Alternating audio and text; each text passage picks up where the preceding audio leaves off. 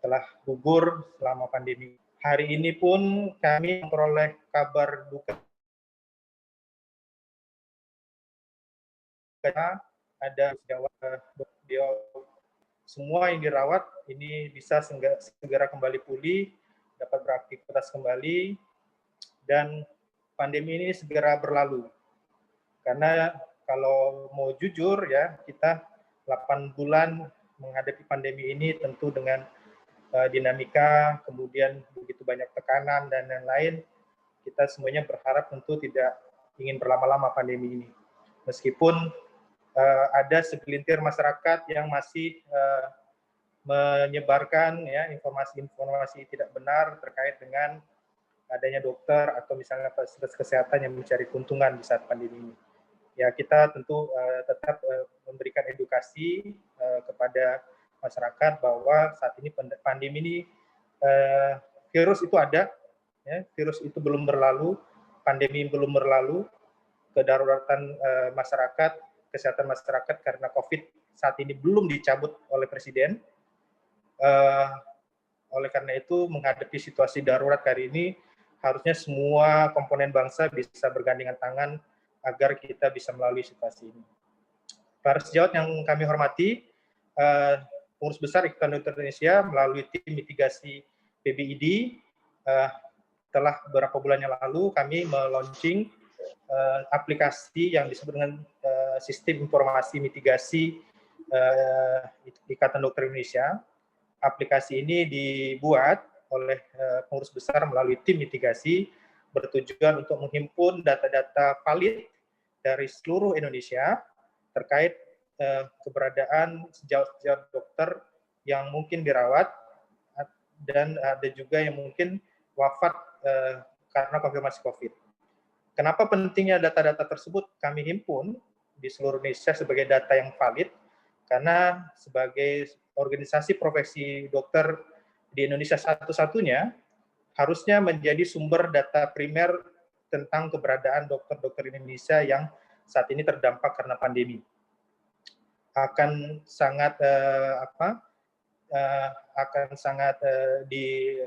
dikesampingkan jika IDI sebagai organisasi profesi satu-satunya justru tidak bisa menghadirkan data yang valid. Kehadiran data yang valid tersebut selain bertujuan untuk memberikan informasi kepada publik dan juga kepada institusi-institusi yang membutuhkan data tersebut, khususnya adalah Kementerian Kesehatan, karena Kementerian Kesehatan telah memiliki kebijakan terkait dengan penghargaan kemudian santunan kepada sejawat dokter maupun tenaga kesehatan yang gugur karena COVID, dan juga pemberian bantuan kepada sejawat dokter yang dirawat. Yang terpenting adalah data-data tersebut kita gunakan untuk memantau keberadaan sejawat dokter di seluruh Indonesia. Akan sangat sebuah organisasi besar seperti ini kalau tidak tahu keberadaan ada anggotanya yang sedang dirawat misalnya, atau bahkan ada yang gugur karena COVID. Jadi dengan keberadaan aplikasi SIM ID ini, kami berharap kerjasama dari para sejawat, dari ID cabang maupun ID wilayah untuk bisa memanfaatkan, kemudian input data yang benar-benar valid ke aplikasi sehingga kita bisa memperoleh data real keberadaan seluruh sejawat di Indonesia. Itu sebagai tanggung jawab kita bersama. Jadi dengan pelatihan pada siang hari ini, kami berharap aplikasi SIM ID bisa dimanfaatkan secara optimal. Jika kemudian nanti ada kendala-kendala secara teknis, mohon bisa diinformasikan. Kami dari tim mitigasi, ada tim teknis khususnya untuk SIM ID, akan siap membantu para sejawat jika mengalami kendala-kendala teknis. Intinya adalah kita butuh menghadirkan data yang valid. Karena sampai dengan hari ini data-data dari SIM ID itu yang kita berikan kepada publik maupun media massa, dan mereka sangat berterima kasih dengan hadirnya data-data tersebut. Tapi tentunya kita harus terus mengupdate data-data yang ada. Mungkin itu Dr. Farhan dari saya. Mudah-mudahan pelatihan pada siang hari ini bisa memberikan manfaat bagi kita semua, tidak hanya bagi tim mitigasi, tapi yang terpenting adalah bagi ID cabang maupun ID wilayah, sehingga kita bisa bersama-sama memantau keberadaan sejawat dokter di seluruh Indonesia. Dan sampai dengan selesai pandemi, kita harus tetap sehat. Jangan lagi bertambah angka sejawat dokter yang gugur. Tentunya kita hari ini tidak ingin bertambah meskipun 1 angka saja. Kita tidak ingin bertambah angka sejawat dokter yang harus gugur. Yang saat ini sedang dirawat, kita doakan bersama tetap sehat. Mungkin itu dari saya, Dr. Farhan. Terima kasih. Kami tutup. Bila taufiq wal hidayah. Wassalamualaikum warahmatullahi wabarakatuh. Waalaikumsalam warahmatullahi wabarakatuh. Terima kasih banyak saya sampaikan kepada Dr. Mahesa atas pembukaannya.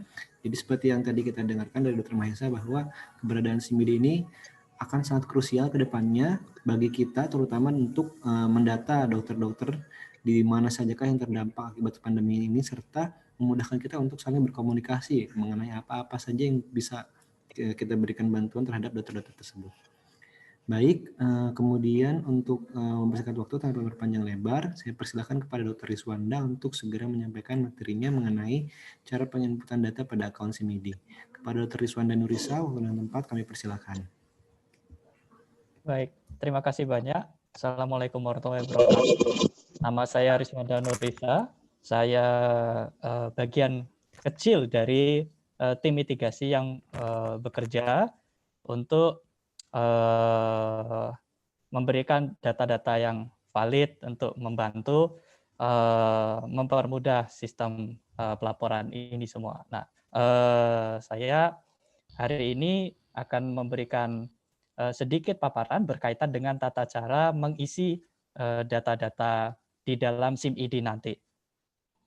Saya izin share screen. Bagi para peserta, para sejawat senior-senior, bila sudah memiliki akun SIMID, bisa mengikuti dan membuka berbarengan dengan saya mengisi data SIMID. Nah, di sini ya, di sini bagi yang sudah memiliki akun bisa masuk di website simid.org.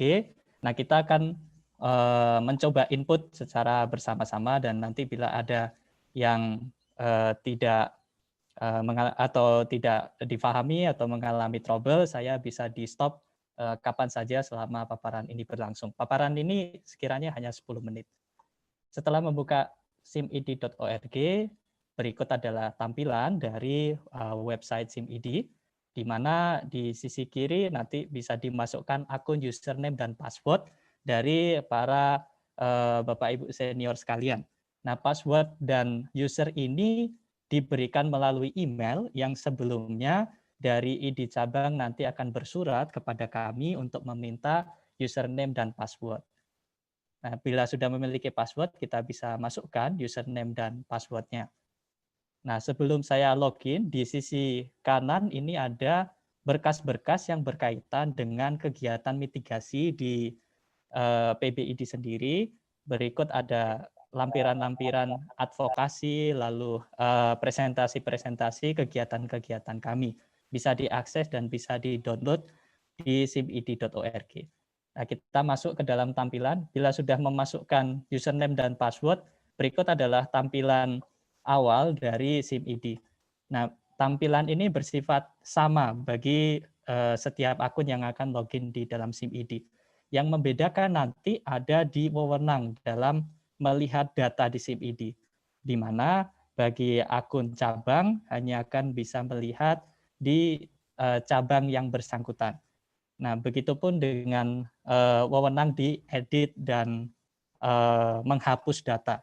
Seperti itu. Nah, maka demikian bila nanti ada salah menginput data atau ada ingin merubah data di dalam SIMID yang sudah diinputkan, bisa mengkontak kami di tim mitigasi. Kami akan membantu hingga tuntas problemnya.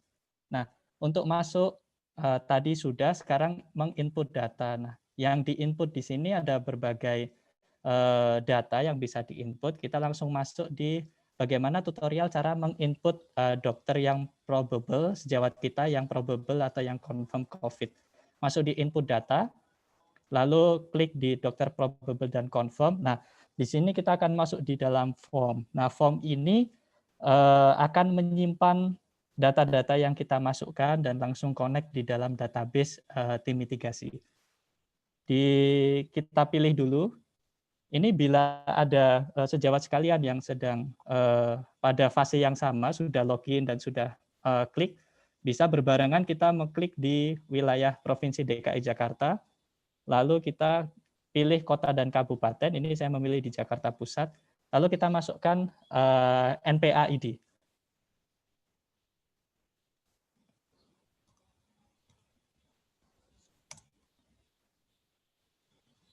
Maaf.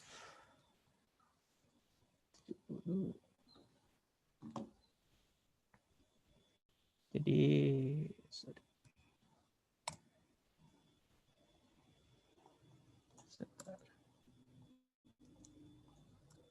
saya mohon izin stop share screen sebentar.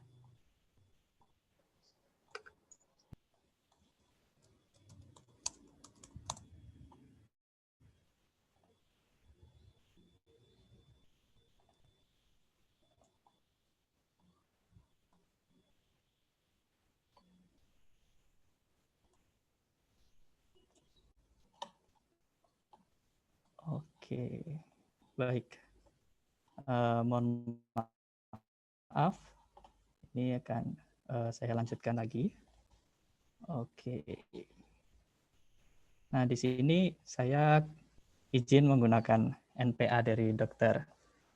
Asturi. Nah, bila di enter begini, dia akan langsung connect dengan data ID online, sehingga tidak perlu menginput 2 kali, langsung tinggal dimasukkan NPA saja. Nah, data-data sudah langsung terinput di dalamnya. Nah, ini... Mohon maaf, Dokter Iswanda, mohon maaf, share screen-nya nggak nampak. Oh, apa baik. cuma saya ya? Yang lain apakah nampak? Nampak. Oh, nampak. Baik. Oke, mau Oh iya.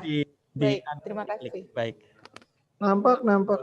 Nah, seperti ini. Nah, bagi Bapak Ibu sejawat sekalian yang sudah masuk di sudah login tadi, kalau ingin mencoba menginput, tolong di depan diberikan edit nama coba seperti ini. Minta ini dong NPA ketiganya.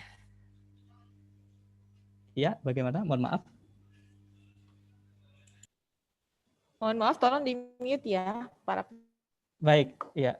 Ini tinggal 2 menit lagi. Ya, selesai. Nah, setelah menginput NPA, nanti bila mau mencoba setelah ini di rumah atau setelah pelatihan ini, nanti mohon di depan dikasih nama coba sehingga kita bisa hapus data itu sehingga tidak tercampur dengan data yang sudah ada. Bisa dipilih spesialis dan CP-nya. SIM ID website yang cerdas. Jadi dia menyimpan rekaman input kita sebelumnya. Sebelum ini saya menginput di 2 rumah sakit ini sehingga kalau saya mau memasukkan data, saya kalau datanya sama, jadi kita tinggal mengikuti 2 riwayat ini saja. Bila dan field ini sifatnya yang wajib hanya yang menggunakan bintang saja. Kalau tidak ada bintangnya maka tidak wajib. Dan semua field ini bisa di Dok Riswanda, kalau misalnya ya, NPA ID-nya bukan dari wilayah kita bagaimana? Baik. Dokter Asturi mungkin bisa membantu, Dok. Pertanyaannya ditampung. Dok, tolong pertanyaannya di hold dulu biar Dok terkait teknisnya dulu. Nanti pertanyaan yang itu mungkin di hold, nanti ditanyakan ulang ya, Dok. Oh, baik. Baik, siap. Baik, jadi semua field ini bisa dimasukkan angka dan nomor. Lalu kita pilih tanggal sakitnya. Nah, beberapa dari pelatihan yang sebelumnya ada pertanyaan kalau mengisi data-data yang sudah lama. Bisa. Jadi, let's say kita akan memasukkan data tanggal 1 November, tanggal mulai sakitnya, sekarang beliau statusnya confirm di tanggal 1, PCR-nya di tanggal 1, komorbidnya hipertensi, statusnya sekarang sembuh. Ini bisa diinput di dalam SIM ID. Jadi tidak hanya yang sakit, yang sembuh dan data-data yang sebelumnya masih bisa diinput di dalam SIM ID. Dan form ini dia mengikuti dari keadaan saat ini. Misalnya isolasi mandiri yang ditanyakan adalah tanggal isolasinya, selesainya kapan, dan lokasinya di mana. Dan form-form ini mengikuti dari apa yang kita inputkan. Let's say ini sembuh begini, lalu tanggal dinyatakan sembuhnya 18, lokasinya ini juga menyimpan tanggal riwayat input kita yang sebelumnya, ada riwayat ventilator atau tidak, lalu keterangan. Nah, keterangan ini bisa diinput menyesuaikan dengan kondisi dari sejawat yang bersangkutan. Let's say di sini kembali bertugas misalnya, atau sedang dalam kondisi tertentu bisa, lalu disubmit. Sudah, dari sini input data berhasil. Bila nanti ada kolom yang tidak terisi, maka akan langsung otomatis kita ternotifikasi. Jadi tidak bisa lanjut ke kemana, tidak bisa lanjut terisi datanya. Nah, untuk melihat data, karena ini saya masuk di dalam akun pusat, maka saya bisa melihat data dari wilayah yang lain. Namun nanti di akun cabang hanya bisa melihat data cabangnya masing-masing. Nah, ini tadi kita menginput di Jakarta, masuk ke dalam Provinsi DKI Jakarta, dan kita melihat sudah terinput data yang barusan kita masukkan hari ini. Sudah terinput. Nah, bila nanti data ini salah, bisa meminta dari tim mitigasi untuk menghapus atau merubah. Nanti salahnya di mana, kita diberitahu, kita akan rubah. Atau bahkan mungkin nanti di input baru saja kita akan bantu untuk menghapus data yang bersangkutan. Terima kasih. Sampai di sini dulu, kita akan membuka sesi pertanyaan untuk pelatihan ini. Iya, terima kasih. Terima kasih banyak Dr. Rizwanda atas pemaparannya. Untuk berikutnya mungkin kita masuk ke sesi tanya jawab langsung, Dokter. Baik. Untuk ya. Yang pertama, Dok, dari Dr. Suparto Hariwibowo. Untuk isi data bagi dokter yang terkonfirmasi setelah selesai pemantauan atau baru terkonfirmasi masih bisa dirawat, apakah bisa dimasukkan, Dok?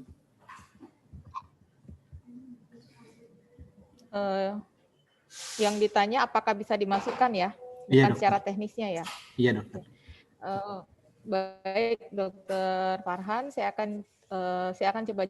Jadi yang diisi datanya dalam SIMID ini adalah semua teman-teman sejawat kita yang terpapar COVID mulai dari bulan Maret sampai sekarang ini. Jadi mulai dari yang sudah pernah kemudian sembuh, atau yang sementara dirawat, masih isolasi mandiri atau isolasi rumah, atau dalam harus perawatan di HCU, atau nah itu yang kita masukkan ke sini. Jadi kita jadi waktunya itu bisa backdate, jadi bisa kembali ke bulan Maret. Jadi semua yang pernah terpapar baik sudah sembuh maupun masih dirawat. Itu dari saya. Baik. Berikutnya, Dok, masih ada yang bertanya untuk alur untuk permohonan akunnya bagaimana. Ini mungkin saya bantu jawab sedikit ya, Dokter. Saya izin share screen karena mungkin sebetulnya info ini sudah ada, namun mungkin tidak terperhatikan untuk infonya.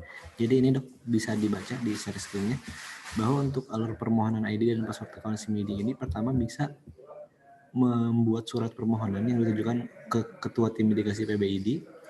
Perihalnya permohonan ID dan password SIMID bisa ditandatangani oleh Ketua ID cabangnya atau ditandatangani oleh Ketua Tim Mitigasi di cabang masing-masing. Jadi bisa oleh siapapun. Kemudian ditujukan ke email tersebut dengan di CC atau diteruskan atau ditembuskan ke dua alamat email tersebut. Kemudian jika sudah mengajukan suratnya, sudah mengirim emailnya, konfirmasi ke nomor WhatsApp salah satu dari nomor berikut. Ada 2 nomor, bisa ke salah satu saja cukup. Kemudian nanti tinggal menunggu balasannya, bahwa nanti tim IT akan memproses emailnya, ID dan akunnya dan passwordnya. Kemudian ID dan password tersebut akan dikirimkan melalui email ke email yang tadi mengirim surat tersebut. Jadi begitu, Dok, ada alurnya untuk permohonan ID dan passwordnya. Tidak langsung bisa sign in tanpa ada surat permohonannya tadi. Untuk beberapa cabang mungkin yang belum mendapatkan ID dan password, saya rasa ada beberapa cabang yang sudah mengirim email namun tidak ada surat yang di-attach. Jadi yang kita butuhkan ada surat yang di-attach-nya tersebut untuk bisa kita proses ID dan passwordnya. Begitu mungkin saya bantu jawab, Dr. Asturi, apakah ada tambahan, Dokter? Baik, saya tambahin sedikit bahwa yang tadi pagi atau dari yang jam 10 tadi, jam 11 tadi masih melakukan pengiriman email ke kami akan balas setelah acara ini. Itu aja.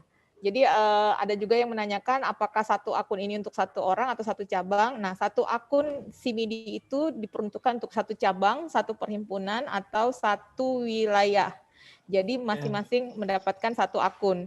Nah, untuk akun itu sendiri, karena ini di dalamnya adalah data-data sejawat kita terkait data kesehatan, data sakit, data meninggal, data konfirmasi, dan itu akan sangat sensitif. Jadi saya mohon yang bertanggung jawab di cabang ataupun di perhimpunan di wilayah adalah orang-orang yang dipercaya untuk membuka akun ini. Jadi yang mengupdate adalah orang-orang yang ditunjuk langsung oleh cabang atau perhimpunan umum kepada semua anggota. Jadi cuma orang yang bertanggung jawab yang dipercaya oleh ketua wilayah atau ketua cabang. Saya harap ini bisa kita jaga kerahasiaan bersama teman sejawat kita. Ya, terima kasih. Izin bertanya, Bu Dokter. Halo, tes. Untuk pengisian SIMIDI ini baiknya apakah setelah hasil swab itu keluar atau setelah pasien dinyatakan sembuh baiknya, atau mungkin setelah awal dinyatakan positif dan setelah sembuh gitu. Kan ada pengeditan untuk hasil akhirnya. Mungkin sekian, Dok.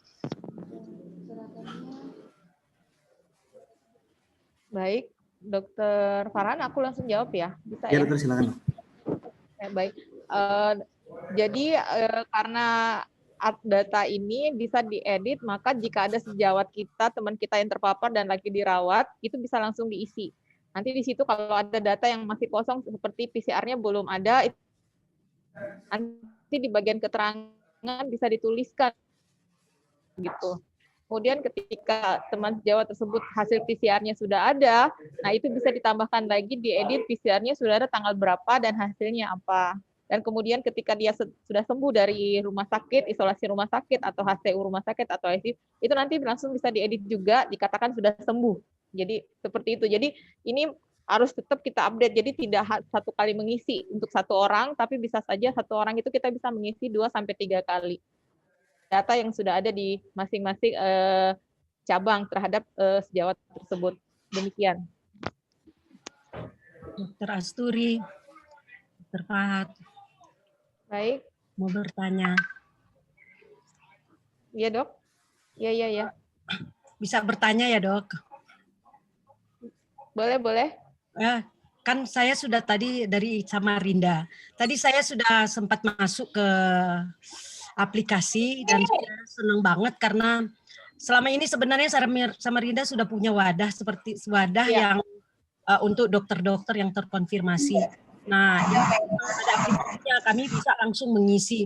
Cuma permasalahannya sekarang, Dok, kami memang sering kesulitan mencari data. Karena apakah ID punya kekuatan untuk meminta ke Satgas, ke rumah-rumah sakit, atau ke institusi-institusi di mana teman sejawat itu ada. Selama ini kami kami mendapat link-link khusus, cuma ketika kami menyatakan bahwa itu kewajiban, jadi setiap dokter itu wajib melapor ke ID. Ke ID sebagai anggota wajib melapor ke ID kalau ada terkonfirmasi ataupun ada yang terindikasi COVID-19 dan ada yang dirawat. Cuma permasalahan kewajiban itu apakah kami dilindungi dari atas, dari tim mitigasi PB, agar supaya kami tetap akan melaksanakan bahwa ini adalah perintah organisasi dan wajib, setiap teman sejawat wajib melaporkan. Kalau selama ini kami sudah jalan, cuma seringkali ada kendala-kendala seperti itu. Terima kasih, Dok. Baik. Dr. Siska, ya pertanyaan ini memang ya pertanyaan dari beberapa teman-teman cabang bahwa mereka kesulitan justru mendapatkan data sejawatnya sendiri. Padahal di dinas kesehatan kan teman-teman juga, di rumah sakit juga ada teman-teman juga ya, tapi kenapa data itu sangat sulit didapatkan. Jadi kami tidak spesifik dalam bukan tidak spesifik, yang kami masukkan dalam data di SIMIDI ini adalah benar-benar data yang mudah sekali kita dapatkan. Contohnya kita tidak mau menyulitkan teman-teman di cabang karena memang itu menyangkut kebijakan pemerintah daerah juga untuk mendapatkan data. Contoh kalau PCR kan kita bisa tanya ke keluarga atau ke yang bersangkutan PCR kemarin tanggal berapa, atau kemudian untuk nama rumah sakit saya mohon itu tetap dimasukkan. Kita kan bisa bertanya juga rumah sakit di mana gitu. Jadi bukan data lengkap medis yang kami minta sih sebenarnya, enggak, itu ada bagian tersendiri, itu bagian audit. Tapi kalau untuk tim mitigasi kita tidak memerlukan data itu. Jadi yang benar-benar kita minta itu yang data-data yang tidak menyulitkan teman-teman di cabang dan wilayah, dan kemudian kita bisa berbicara dengan data itu bahwa memang jumlahnya sekian, PCR-nya yang positif sekian, PDP berapa, itu yang kita inginkan. Kemudian yang terpapar sembuh, sakit berat dan sakit ringan itu sampai per mungkin Desember kita harus sudah punya data ini, itu sekian dan berapa, dan kemudian berapa lama perawatan, rata-rata yang diperlukan, jadi kita bisa tahu berapa kekuatan teman-teman di lapangan jika terjadi klaster-klaster tenaga kesehatan. Nah, itu yang kita inginkan. Jadi untuk data mitigasi ini, Dr. Siska, kami tidak spesifik sampai data rekam medis, tapi hanya data yang bisa kita cari dari keluarga mungkin, dari teman-teman sendiri mungkin. Jadi kalau tahu ada teman dirawat, kita bisa tanya di rumah sakit mana. Oh ya, di rumah sakit A, kita bisa langsung menulis, oh dia di A.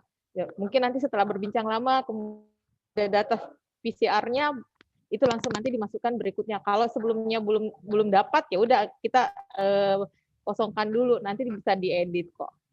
Tapi untuk yang terkait data-data yang lebih spesifik lagi seperti data obat, data tindakan, itu kami tidak minta untuk tim mitigasi. Demikian Dok, nanti kami tapi masukan Dr. Siska kami akan jadikan bahan untuk ke depan, bahwa memang teman-teman di lapangan juga kesulitan mendapatkan beberapa data untuk teman-teman sejawat yang terpapar. Terima kasih Dok, masukannya Dok. Baik, saya kembali ke Dr. Farhan. Baik, Dr.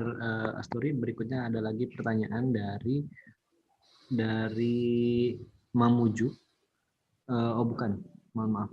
Ini dari Dr. Elsa Widya Aprilia, izin bertanya Dokter, RS pemerintah rujukan dan non rujukan maksudnya bagaimana ya? Sebentar, share screen-nya boleh ini. Ini.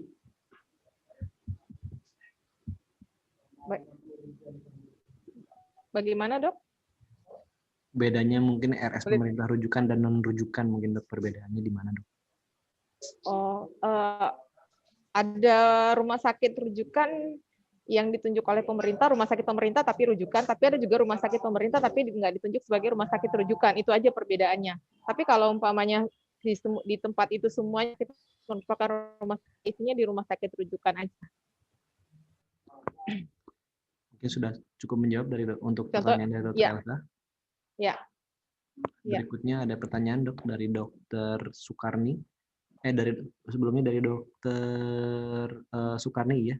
Untuk NPA masih dalam proses pengajuan, misalkan post internship, apakah bisa diisi nama saja? Misalkan, ya Dok, biasanya kan kalau habis internship kan belum ada NPA ID Dok. Itu memasukkan NPA-nya gimana Dok? Baik, kalau internship memang belum ada NPA ID ya. Saya nggak pernah internship. Nggak ada NPA ID ya. NPA kayaknya tidak wajib untuk diisi. Tadi Dr. Riswanda sudah terangkan. Coba Dr. Riswanda boleh ya dibantu. Baik. Yang bagian mana aja yang mandatori yang untuk diisi. Baik. Jadi ini saya share lagi. Ini tadi ada notes ke saya untuk mengulang lagi. Bisa setelah ini bisa kita ulang beberapa kali. Kita ulang setelah ini karena ada juga banyak sejawat yang baru masuk. Jadi boleh kita mungkin bisa berulang kita lakukan. Silahkan Dok. Betul. Nah, untuk NPA tidak ada tanda bintangnya. Jadi ini bisa tidak diisi. Bisa tidak diisi untuk yang masih mungkin memiliki problem di NPA, tidak perlu diisi. Yang penting nama lengkap dan umur dan beberapa input yang ada tanda bintangnya diisi. Nanti data-data yang nggak ada tanda bintangnya ini bisa editable, bisa ditambahkan seiring waktu. Baik, seperti sudah cukup menjawabnya. Bahwa tidak perlu diisi karena kalau memang tidak ada karena tidak ada tanda bintangnya, jadi tidak mandatori. Oke. Berikutnya ada pertanyaan dari Dr. Esti Jayanti. Misal untuk pasien dokter yang tidak sakit, namun karena kontak erat lanjut di swab kemudian, apakah itu perlu diisi tanggal swabnya? Jadi pasiennya tidak sakit, tapi kontak erat saja, dok. Oh begitu. Jadi sejawat yang tidak sakit tapi kontak erat. Oke. Iya, dok. Bagi isi itu tidak diisi kecuali kalau dia bergejala, meskipun swabnya negatif, tapi dia bergejala, ada fotoron mengarahkan kepada GGO yang kemungkinannya itu adalah virus COVID-19, itu tetap diisi. Jadi mungkin tidak swabnya yang negatif tapi ada gejala lain dan kemudian masuk isolasi itu diisi. Tapi kalau dia kontak erat dan kemudian swabnya negatif, sebenarnya tidak masuk kriteria. Sudah cukup menjawab mungkin dari Dr. Esti. Kontak erat, saya ulang lagi kontak erat, swabnya negatif dan tidak bergejala, itu tidak, berarti dia baik-baik saja ya. Iya, ya, itu tidak masuk kriteria. Tidak perlu di-input ya, dok. Ya. Baik. Berikutnya, dok, ada pertanyaan dari Dr. Akvita. Apakah kita harus selalu update data? Misalkan bila yang bersangkutan kita input saat sedang sakit, kemudian saat sembuh akan otomatis berganti, atau kita yang harus update data di web? Baik, jadi yang tahu keadaan teman-teman di lapangan itu adalah cabang ya, karena mereka lah yang bersama-sama. Jadi di cabangnya bersama-sama anggota. Jadi jika anggota cabang terpapar dan kemudian dirawat dan sudah masukin dalam data dan kemudian setelah 1 minggu sejawat kita alhamdulillah sembuh, mohon diinput kembali bahwa beliau sembuh tanggal berapa ulang gitu. Jadi tetap harus diupdate. Jadi tidak satu kali. Makanya sebenarnya tidak satu kali, mungkin tidak satu kali mengupdate satu sejawat, mungkin 2 atau 3 kali. Mungkin pertama kali masukkan nama, yang kedua baru kelihatan PCR-nya baru ada, yang ketiga mungkin ketika dia sembuh. Nah itu kita lakukan. Baik. Pertanyaan berikutnya, dok, ada dari Dr. Sukarni. Apakah admin cabang bisa melakukan edit data yang sudah diinput, dok? Apakah admin cabang bisa melakukan edit data yang sudah diinput? Baik, untuk edit data bagaimana Dr. Iswanda? Mandatorinya kemana ya? Baik, untuk saat ini masih kita buka, admin cabang bisa menginput data. Oh, baik. Gitu, Dr. Baik, jadi admin cabang bisa menginput data. Mungkin ini nanti jadi pemberitahuan ke perhimpunan dan wilayah ya, karena mereka juga harus tahu. Baik, jadi untuk teman-teman cabang, admin kita masih membuka untuk input data itu. Editnya ya Dr. Iswanda yang maksud bisa ya? Ya, editnya, tapi tidak bisa menghapus. Tidak bisa menghapus, jadi hanya bisa menghapus akan menghubungi ID wilayah. Betul. Baik, jadi kalau input selalu dilakukan di tingkat cabang, tapi kalau untuk menghapus tidak bisa menghapus, mohon kontak ke kami di pusat atau kontak ke ID cabang yang diberikan akses untuk ini. Baik, saya kira cukup yang pertanyaan yang ini. Ada lagi, Dok?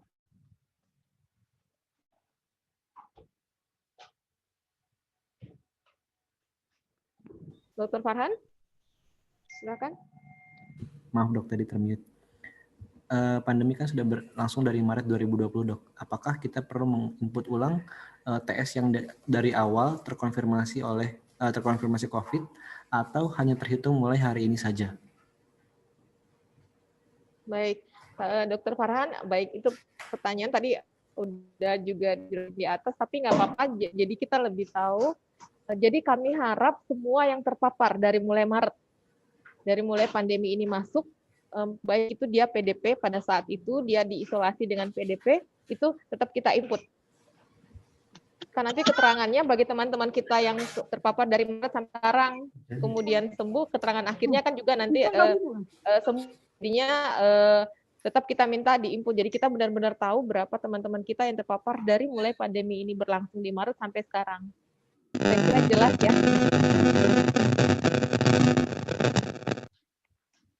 Baik, terima kasih Dr. Asturi atas jawabannya. Baik. Kemudian ini ada saran dari Dr. Husnun Hendarto. Apa sebaiknya ada buku panduan untuk pengisian SIMIDI? Mungkin Dr. Riswanda bisa jawab dong untuk buku panduan pengisian SIMIDI. Baik, untuk buku panduan pengisian SIMIDI sudah ada, bisa di-download di halaman depan simid.org. Jadi sebetulnya untuk buku panduannya sudah ada ya dok ya, cuman tujuannya dari kita melakukan webinar ini adalah untuk memberikan demonstrasi secara langsung ya dok, bagaimana cara pengisian yang benar, sekaligus juga untuk menjawab pertanyaan-pertanyaan yang mungkin ada di rekan-rekan sekalian. Begitu ya Dr. Riswanda ya? Betul. Mohon izin dok. Silakan dokter. Tadi disampaikan dok bahwa yang terkonfirm dan OTG tidak bergejala itu tidak masuk kriteria yang di-input. Sementara tadi kira-kira apa pertimbangannya dok? Sementara tadi yang PDP namun belum ada konfirmasi PCR itu nggak perlu tetap harus di-input. Jangan sampai kita miss data karena beberapa di antara kita sudah melakukan pendataan termasuk teman-teman yang positif, terkonfirm positif, tapi dia tanpa gejala. Terima kasih dok.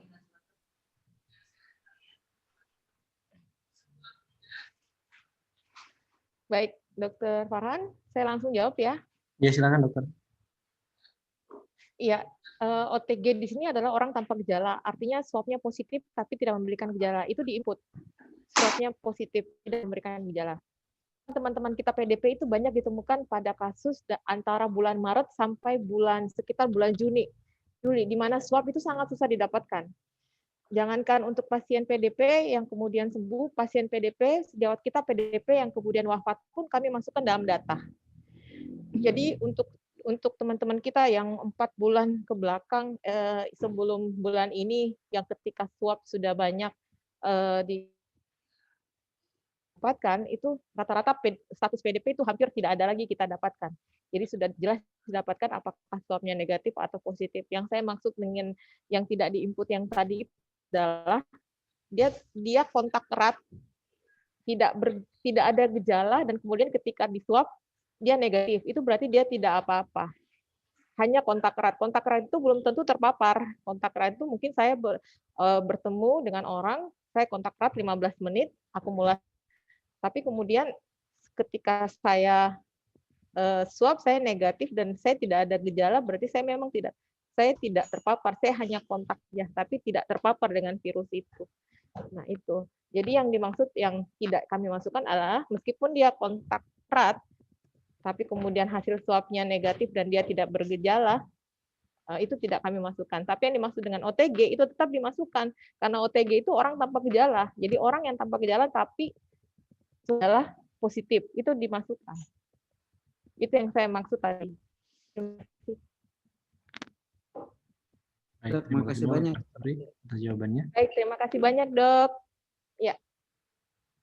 Ya, berikutnya ini mungkin ada yang masih bertanya, ada beberapa yang belum mendapatkan akses, mungkin baru mengirim tadi di atas jam 12 mungkin, jadi memang belum kami berikan, namun setelah selesai dari webinar ini nanti akan kami berikan.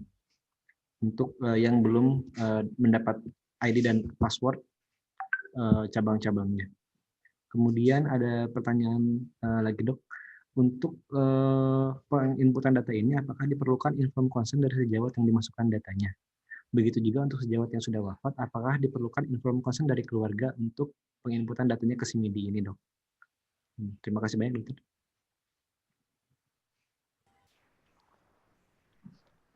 Dokter Farhan, mohon diulang biar saya nggak salah. Oh iya, apakah perlu inform consent dari sejawat yang dimasukkan datanya ke dalam akun SIMIDI ini dok? Begitu juga untuk sejawat yang sudah wafat. Apakah perlu inform consent atau persetujuan dari keluarganya, Dok, untuk datanya dimasukkan? Baik. Selama saya menginput data dari sejawat, itu saya tidak memerlukan inform consent. Karena saya tidak akan mengedarkan ke data itu ke khalayak ramai, atau saya tidak mengumbar ke media massa atau media sosial, dan bahkan kami tidak menyebutkan nama lagi. Sejak September, data yang ke 100 pasien wafat itu, setelahnya itu tidak ada nama lagi, kita tidak sebutkan. Karena memang kalau kita menyebutkan nama, itu akan sangat riskan sekali, karena ada beberapa sejawat juga berkeberatan keluarganya. Nah, tapi jadi data itu masuk dalam sistem yang kita lindungi. Jadi itu kenapa kita tidak memerlukan inform consent, karena data itu tidak kita umbar. Nah, untuk data sejawat kemudian yang apalagi kalau yang sakit itu boleh kita masukkan ke situ, karena itu kan kita sebenarnya dapatnya juga itu dari media massa, dari berita WA group, media online, medsos yang kemudian data itu kita bisa rekap sebenarnya. Jadi kalau dibilang perlu inform consent juga tidak, karena data-data itu bisa kita dapatkan dari percakapan grup, kemudian kita masukkan dalam sistem yang rahasia dan kita bisa merekapnya menjadi lebih baik. Jadi tidak perlu. Makanya saya katakan tadi, mohon teman-teman sejawat cabang wilayah yang memegang akun SIMIDI di setiap cabang dan wilayah itu benar-benar orang yang dipercaya, baik itu dokter sebagai penanggung jawabnya ataupun kalau memang perlu bantuan 2 orang boleh admin sebagai penanggung jawabnya. Jadi tergantung cabang dan wilayah berapa orang yang diperlukan untuk bertanggung jawab terhadap kerahasiaan akun tersebut. Itu dari saya. Terima kasih banyak Dr. Asturi atas jawabannya. Kemudian ada pertanyaan lagi, Dok. Ini mungkin sudah pernah dijawab tapi tidak apa-apa. Nggak apa-apa. Ya. Misalkan ini dari ID Lamongan, misalkan. Dia anggotanya cabang Lamongan tapi dia anggotanya dari cabang lain tapi bekerja di Lamongan. Apakah dimasukkannya datanya oleh Tapi yang ngomong ada. Aduh, mohon maaf ada yang ngomong. Bentar. Harap di-mute. Ya, silakan. Pertanyaannya, Dok.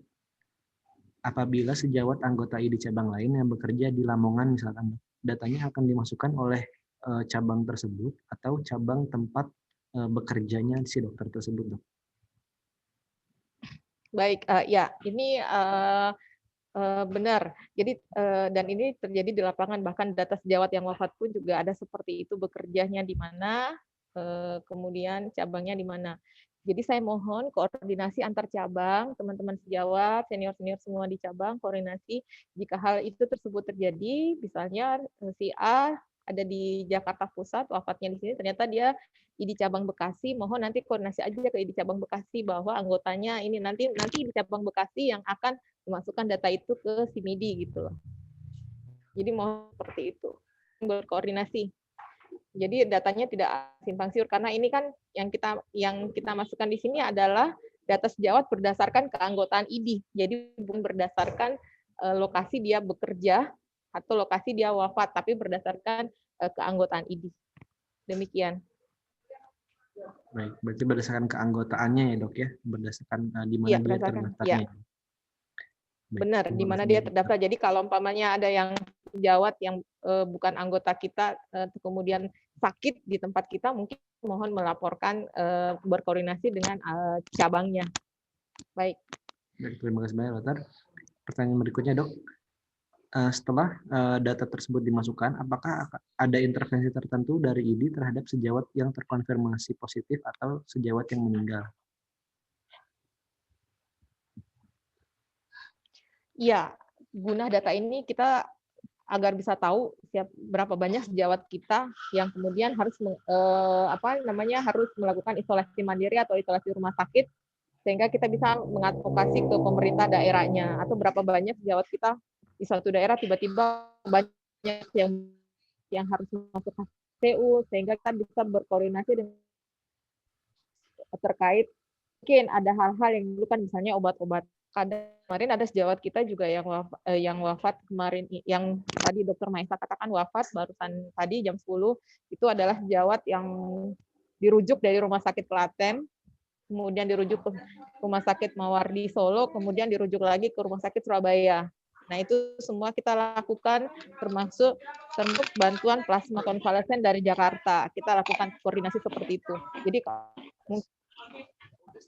dari cabang kemudian merujuk sejawat ke provinsi dan membutuhkan plasma konvalesen contohnya.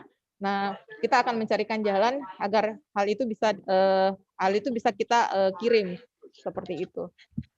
Jadi gunanya seperti, jadi kita akan tahu mulai dari awal Desember nanti kami akan setiap minggu memantau SIMD ini dan kami akan tahu siapa sejawat kita yang lagi kritis berat di ICU.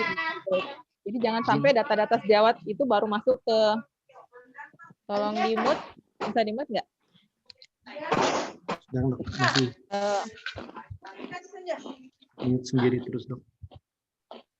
Jadi rata-rata jangan sampai cukuplah data sejauh itu baru sampai ke tangan kita ketika wafat. Kita tidak pernah menginginkan hal seperti itu sih terjadi sama sekali. Jadi kita maunya ketika udah isolasi mandiri, kita udah tahu di isolasi mandiri apakah ada masalah atau di HCU kemungkinan membutuhkan konvalesen yang akan kita bisa carikan koordinasinya di sini jika di daerah provinsinya belum ada plasma konvalesen. Baik. Izin bertanya Bu Dokter. Mengingat sebentar Dokter Yogi, Dokter Farhan, tolong screen share-nya ini dihilangin dulu. Iya dok. Bisa, baik. Ya, silakan tadi yang mau bertanya dok. Izin bertanya Pak Dokter. Jadi gini, mengingat dengan revisi 5 ini, kan jadi ketika teman sejawat saya dicek ternyata hasilnya positif. Nah, dengan kondisi revisi kelima ini kan dia hanya disarankan isolasi dengan tanpa ada follow up kembali. Apakah nanti setelah 10 atau 13 hari itu kita akan mengupdate dengan status sembuh tanpa ada pengecekan ulang? Dan gimana untuk lampiran? Kan ada pelampiran untuk hasil swab itu. Nah, itu bagaimana dok? Apakah dikasih keterangan sembuh tanpa pemeriksaan swab PCR? Apa gimana baiknya? Makasih. Baik, langsung saya jawab, keterangan sembuh sesuai dengan revisi 5 aja dok. Jadi kami tahu ini keterangan sembuh habis isolasi 14 hari, kan dia OTG, selesai 14 hari dilepaskan dari rumah sakit juga tidak akan intervensi lagi. Jadi keterangannya seperti itu aja dok. Keterangan sembuh sesuai dengan revisi 5. Jadi kami tahu bahwa beliau OTG dan sesuai dengan revisi 5, 14 hari lepas isolasi udah bisa dikatakan sembuh. Siap, terima kasih banyak Bu Dokter. Terima kasih dok. Ya. Baik, banyak sekali pertanyaannya. Mohon maaf, bukan maksudnya untuk melangkahi. Mungkin ini ya. Tadi ada pertanyaan dari Mamuju. Dari ID Mamuju Sulawesi Barat sudah dapat username dan password. Kemudian saat login ternyata untuk Provinsi Sulawesi Selatan tidak ada pilihan untuk Mamuju. Memang karena ID wilayah Sulawesi Barat belum ada. Itu bagaimana untuk ID Mamuju? Nanti baik, nanti kami sama Dr. Riswanda ya akan memperbaiki. Memang di Provinsi wilayah Sulawesi Barat belum ada, jadi di Mamuju itu masih masuk dalam ID wilayah Sulawesi. Ya dokter ya, masih dalam ID wilayah Sulawesi. Baik, nanti kami akan perbaiki yang Selatan itu. Selatan dan Barat dok. Ya, kenapa dok? Di Sulawesi Selatan dan Barat. Ya, Sulselbar ya. Jadi masuk di ID wilayah Sulawesi, perbaikin yang di Mamuju. Tolong dicatat Dokter Farhan terkait hal tersebut. Ada pertanyaan lagi dokter? Ini mungkin juga sudah pernah ditanyakan sebelumnya, tapi boleh dok kalau misalkan berkenan untuk diulang dok. Jadi misalkan untuk kasus yang sudah sembuh, kemudian TS yang sudah sembuh dok, sudah mungkin sudah negatif, tapi kemudian selang beberapa waktu kembali positif. Apakah datanya perlu tetap diinput lagi atau tidak dok? Baik, oke, ini pertanyaan bagus. Ada yang namanya reinfeksi atau 2 kali mengalami COVID. Yang kita hitung itu jumlahnya memang bukan nama sejawatnya aja. Jadi tolong diinput aja kembali. Dan lalu dia kena COVID positif, kemudian dia sembuh, isolasi rumah sakit dan pulang sembuh. Kemudian 1 bulan atau 3 bulan berikutnya dia kena lagi, tolong diinput lagi. Kalau ada kesulitan input, tolong dikasih tahu ke admin pusat aja. Nanti kami akan bantu untuk input. Jadi tetap diinput ketika dia mendapatkan infeksi kembali. Baik. Baik, dokter. Kemudian ada bentar. Ada pertanyaan untuk dari Grad Hamel. Dr. Grad Hamel mungkin, bagaimana bila ada TS yang masuk kategori suspek alias belum konfirmasi, tapi kemudian meninggal dunia, Dok, dan harus langsung dimakamkan. Jadi tidak bisa dilakukan RT-PCR, jadi nggak tahu dia confirm COVID atau tidak. Itu apakah akan dimasukkan kalau statusnya masih suspek saja, Dok, tanpa adanya PCR? Berarti dia sudah bergejala ya? Dulu Iya, Dok. Suspek kalau nggak harusnya salah sudah bergejala, istilahnya Dok. PDP. Ya, itu tetap dimasukkan. Apalagi jika tracing-nya mengatakan kemungkinan besar ada terpapar erat, bukan sangat terpapar dengan COVID. Misalnya dalam satu rumah ibu atau keluarga atau ayah, ibu, keluarga atau dalam satu rumah ada yang positif atau bahkan satu rumah itu kemudian positif. Nah, itu sangat kita masukkan dalam data tersebut. Jadi suspek itu berarti dia sudah bergejala, hanya swabnya belum ada. Jadi dulu istilahnya PDP itu dimasukkan ya, Dok. Nanti di keterangannya aja dikatakan bahwa dia suspek belum sempat mengambil swab, tapi ada tracing, ditulis lengkap, tracing keluarga bergejala swab positif. Nah, ditulis seperti itu aja. Terima kasih. Terima kasih, Dokter. Berikutnya ada, Dok, ini pertanyaannya sudah berulang-ulang dari tadi atas juga ada. Saya bacakan lagi aja, Dok. Misalkan ada dokter sejawat yang awalnya suspek COVID, jadi masih suspek. Kemudian setelah dilakukan swab, hasilnya ternyata negatif, Dok. Nah, kan dari cabang tidak bisa menghapus data. Nah, itu gimana, Dok? Apakah perlu dilaporkan untuk datanya di-delete atau tidak perlu di-delete datanya, Dok? Baik, ini case-nya berbeda lagi. Nanti kalau ada kasus seperti ini, mungkin nanti bisa menghubungi pusat, nanti yang menentukan data itu masuk apa enggak, karena kami akan menanyakan tracing-nya. Bisa saja dia masuk dengan gejala COVID, kemudian di swab mungkin dia negatif. Nah, kemungkinan dia memang swabnya sudah negatif, tapi sisa dari kemarin karena baru ketahuan negatif, dan sisa waktu belum ketahuan waktu masih positif, maka dia bergejala. Dia tracing-nya lagi. Kita harus lihat tracing-nya lagi untuk menentukan dia masuk data ini apa enggak. Jadi kalau ada kasus begini, itu case per case, boleh nanti berkonsultasi saja dengan kami. Jadi kami akan menentukan ini masuk apa enggak. Itu aja. Jadi memang kita harus lihat kasus per kasus. Baik, berarti nanti bisa dibantu dengan menghubungi pusat ya, Dok, untuk menentukan nanti langkah selanjutnya bagaimana, apakah perlu atau tidak. Baik. Kemudian ini dari Dr. Aten Aswari Putra, ini lebih ke pertanyaan teknis mungkin. Untuk kolom lokasi isolasinya, bagaimana kalau isolasinya bukan di RS tetapi di rumah? Bisa langsung ditulis di isolasi mandiri di rumah ya, Dok, kalau tidak salah, Dok? Ya, Dokter Riswanda, kayaknya sepertinya ada ya, kita ada option isolasi mandiri dalam website kita, dalam itu sistem ASIMEDI kita. Baik, untuk lokasi isolasi, ini inputnya manual saja. Jadi bisa diisi di rumah, bisa diisi. Oh ya. Ya, jadi bisa menyesuaikan. Baik. Jadi ini sudah sangat fleksibel ya. Jadi lokasi isolasinya ininya bisa ditulis di rumah, bisa ditulis nama rumah sakitnya ya, Dok. Betul.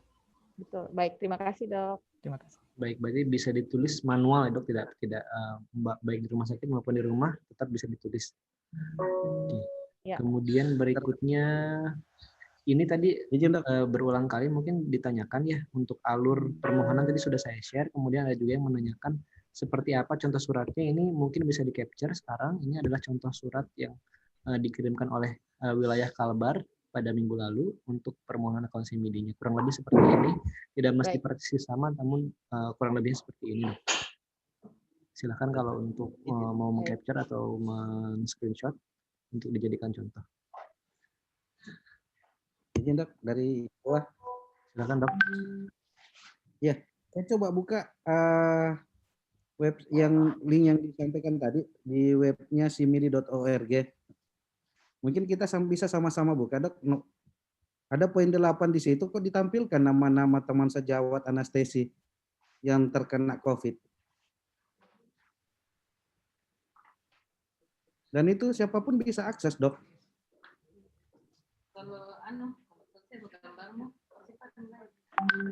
Ini saya belum ada password, saya belum login. Ini di halaman pertama yang poin 8 itu berkas yang poin 8 di situ kok ada data SPAN yang terkena COVID ditampilkan dan semua bisa diakses.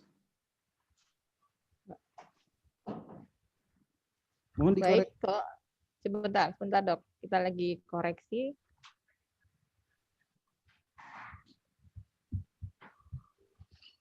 Baik, ini baik saya sudah lihat datanya. Jadi di halaman depan ini sekarang sedang proses kita take down, Dr. Suryadi. Oke, thank you dok. Baik, ya mohon maaf dokter. Makasih ya, Dr. Suryadi. Oke.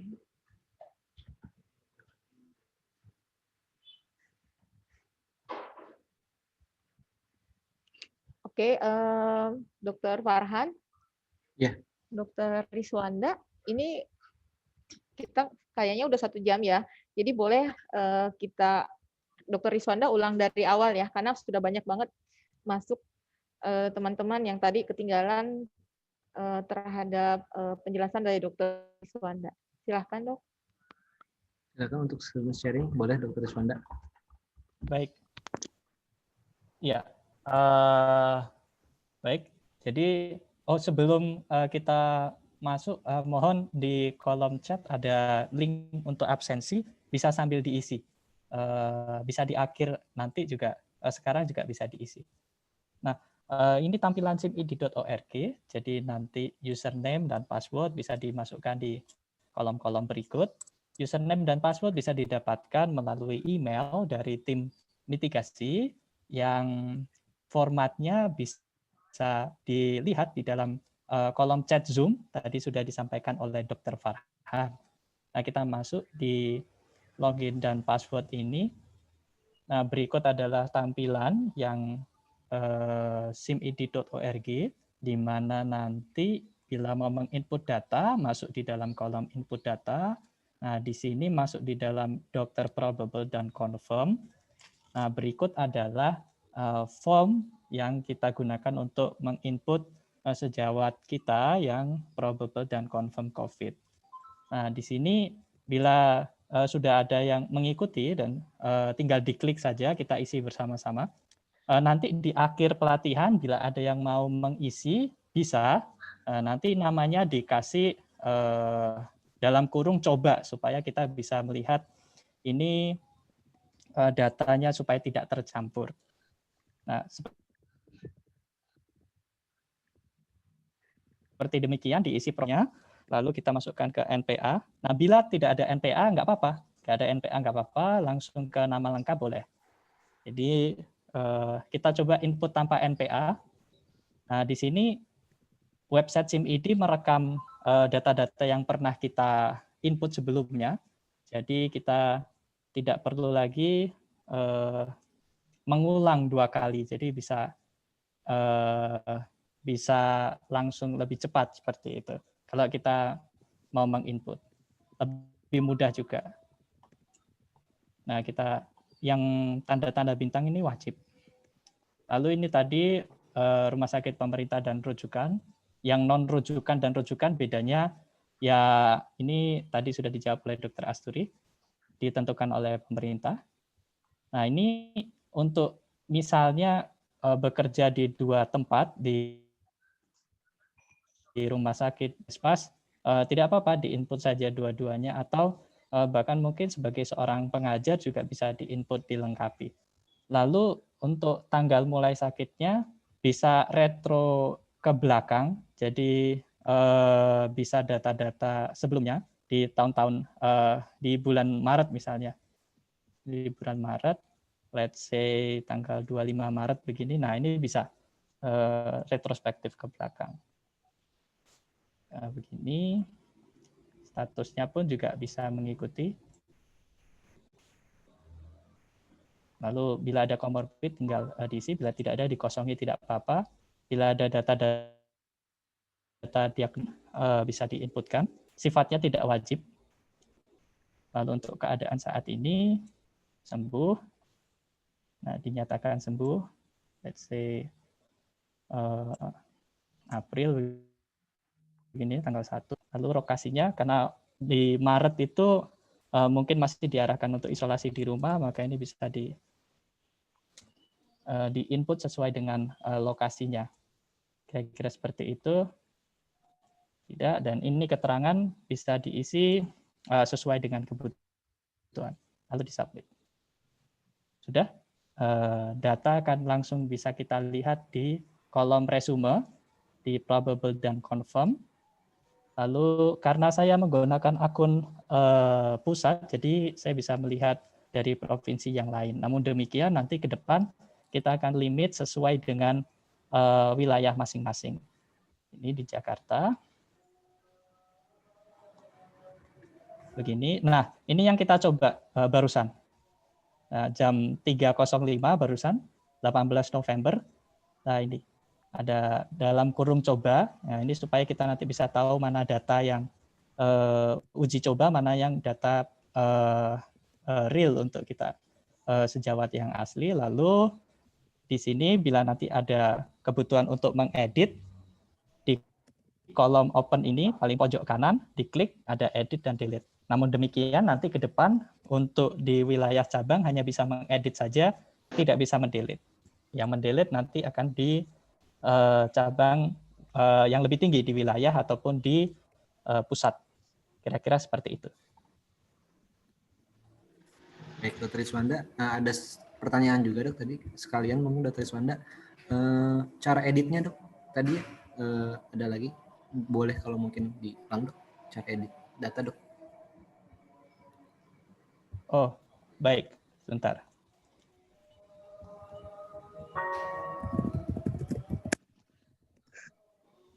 Cara edit data, oke. Ya, cara edit data, misalnya begini. Ini kita klik di kanan, lalu edit. Nah, masuk di dalam edit data ini. Sama, formatnya sama, tinggal ditambah saja kira-kira yang mau diedit bagian yang mana. Misalnya PCR-nya mau diedit begini boleh, ditambah komorbid boleh, atau mungkin salah dalam menginput tanggal atau salah menginput keadaan, ini bisa diganti-ganti. Kira-kira seperti ini. Dan yang bertanda bintang pun juga bisa diganti. Seperti itu. Bila sekiranya ada kesalahan input. Atau ada follow up data tambahan juga bisa diedit di sini. Kira-kira demikian. Formatnya sama persis. Baik, Dr. Iswanda, jadi intinya sama sebetulnya ya dok ya untuk edit maupun input, hanya beda nanti kalau edit ya datanya sudah ada, jadi tinggal ubah-ubah saja. Tapi kalau input memang dari awal harus dimasukkannya datanya ya dok ya. Betul. Ya. Baik. Terima kasih Dr. Iswanda atas pertanyaan, atas paparannya. Berikutnya mungkin kita masuk lagi ke pertanyaan dok. Masih ada banyak yang belum terjawab. Dari Dr. Tracy, untuk hubungi pusat bila ada data yang hendak diubah, kontak personnya bisa hubungi saya atau Dr. Asturi, nanti akan kami teruskan ke tim IT-nya, dokter. Seperti itu. Jadi bisa hubungi saja dok, sesuai dengan nomor yang tertera. Ya Dr. Asturi, begitu dokter? Baik, ya seperti itu. Jadi nanti di email ke tim mitigasi terus dikonfirmasi ke Dr. Farhan atau saya. Dr. Farhan ada yang raise hand? Ya. Coba. Baik, langsung yang raise hand dulu ya, nanti yang chat akan saya bahas setelah yang pertanyaan dari yang rekan-rekan yang raise hand. Dari Dr. Ade Cahyani, silahkan dokter. Dr. Ade Cahyani, silahkan bisa unmute untuk datanya dok. Dok. Ya, terima kasih dok, kami dari Jakarta. Karena belum bisa masuk karena kami belum punya akunnya, jadi bertanya berarti data yang dari Maret itu semua bisa masuk, termasuk yang PDP ya, bisa masuk ya, atau semua saja? Kayak Google cari. Kemudian yang rapid reaktif dulu ada beberapa teman kami yang dulu rapid reaktif, apa kalau memang ternyata sudah tidak confirm itu kami keluarkan atau masih tetap kami masukkan? Kemudian apa ada form, ini kan harus mengirim ke di rumah sakit, klinik, puskesmas, agar data yang kami input nanti di SIM-ID itu sesuai dengan data-data yang diperlukan itu. Jadi mohon, karena saya belum bisa masuk ke SIM-ID-nya, mohon apa-apa saja data yang diperlukan karena kami belum ininya, akunnya, mohon dibuatkan seperti dalam sitkah agar kami bisa kirim ke masing-masing direktur atau kepala klinik atau masing puskesmas, agar seperti inilah data yang kami nanti akan masukkan input ke dalam SIM-ID. Mungkin seperti itu, Dok. Terima kasih. Baik. Halo. Silakan Dr. Asturi. Ya, Dok. Sudah, Dok. Oh ya, baik Dokter Ade, terima kasih dari Papua ya. Udah jam berapa di sana, Dok? Jam 5 ya, Dok. Oh iya. Waduh. Makanya selisih 2 jam, makanya kemarin cabang-cabang yang WA ke saya Indonesia Timur dan lalu mengatakan mohon memperhatikan perbedaan waktu. Ini udah jam kita. Baik. Asturi pura-pura lupa jam berapa di Papua. Sudah pernah ke Papua, Pak Dr. Asturi? Iya, sudah pernah ke Papua. Baik, terima kasih Dokter Ade Cahyani. Saya ulang lagi, mohon maaf karena ID passwordnya belum diterima ya, Dok ya. Jadi kami akan masuk lagi ke email, balas semua email dari teman-teman cabang, sekalian dari wilayah juga yang juga beberapa yang baru masuk hari ini setelah webinar ini. Lumayan sampai hari ini yang masuk itu dari 2 hari, dari Minggu, Senin, Selasa itu lumayan ada beberapa cabang, hampir seperempatnya mungkin sampai seperempatnya itu udah punya akun SIM-ID. Dokter Ade nanti kemudian untuk data-data apa aja yang nanti bisa dimasuk aja dulu akun SIM-ID, nanti di situ baru akan terpampang apa aja yang diminta. Jadi tadi yang dicontohkan sama Dokter Iswan, data NPA itu kan dari cabang, data rumah sakit, tempat dia bekerja, kemudian PCR-nya tanggal berapa, apakah dirawat ICU atau isolasi mandiri di rumah atau dirawat isolasi di rumah sakit aja, dan kemudian apakah pakai ventilator apa tidak, ya itu aja yang kami minta, tidak banyak, Dok, karena data-data yang kami minta memang bukan data-data terkait rekam medis yang detail seperti laboratorium darah atau obat-obatan yang lainnya enggak. CT thorax ada, Dok, kita minta tanggal berapa CT thorax dengan gambaran apa, itu aja. Tidak spesifik. Jadi itu bisa ditanyakan ke keluarga, mungkin bisa ditanyakan ke teman-teman atau teman-teman yang rumah sakit kalau umpamanya memang kooperatif bisa bekerja sama dengan teman-teman puskesmas. Nah, itu yang pertama. Kedua, memang yang kami harapkan adalah data teman-teman dari bulan Maret, karena saya tahu dari data-data itu baru mulai berjalan running itu di awal September. Apalagi teman-teman daerah ya belum tentu semuanya bisa melakukan itu karena mungkin sama-sama kaget terhadap pandemi ini ya. Kita mau ngapain, mau ini tiba-tiba ada yang terpapar ya. Jadi mungkin dari sekarang kita bisa pelan-pelan, Dok, pelan-pelan mencari, kalau ada yang diingat, kemarin si itu kena isolasi mandiri, dia punya swab, ditanya aja, Dok, pelan-pelan aja, Dok. Saya juga mengumpulkan data-data sejawat teman-teman wafat itu pelan-pelan. 1 bulan saya harus jalan pelan-pelan dari mulai nomor 1 sampai nomor 100. Padahal waktu itu yang di launching mitigasi itu 114. Jadi 100 yang pertama itu saya pelan-pelan mengumpulkan datanya juga. Jadi yang penting data itu kita bisa dapat dengan baik. Jadi yang saya ingatkan ini bukan data yang terkait rekam medis laboratorium atau pengobatan atau protap yang terkait di selama perawatan, tidak, tapi terkait hanya pada PCR, foto torak, kemudian keadaannya sembuh, dirawat atau wafat, kemudian dirawat di mana. Itu yang penting juga, dirawat di mana, di rumah sakit mana, nama rumah sakitnya tolong disebut, atau di rumah aja. Itu, Dok. Jadi bukan data-data yang spesifik sampai rekamnya yang harus kita ambil, enggak seperti itu. Mungkin nanti Dokter Ade Cahyani nanti dapat ID sama passwordnya akun SIM-ID bisa langsung melihat ada tabelnya data apa aja yang kemudian bisa yang harus diminta ke teman-teman puskesmas ataupun yang telah terpapar. Baik, terima kasih banyak Dr. Asturi atas jawabannya. Ya, Dr. Lebih Farhan. dari 1 Ya. bulan.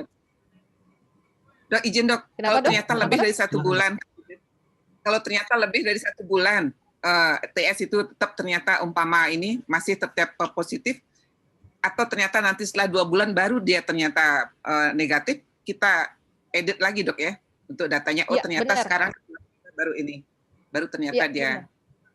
Ya, benar. Jadi kalau dia positifnya, negatifnya, PCR negatifnya atau sembuhnya baru setelah 2 bulan, boleh. Nanti setelah 2 bulan baru diedit lagi datanya. Jadi kita tidak ada batasan waktu. Ya, tapi jangan lama-lama, teman-teman kita sakit. Ya, terima kasih dok. Ya, terima kasih dok. Ya. Ya, terima kasih banyak Dr. Asturi dan Dr. Ade Cahyani atas pertanyaannya. Kemudian silahkan untuk Dr. Jumatil Fajar untuk yang tadi resen untuk bisa unmute Dok, jika mau bertanya.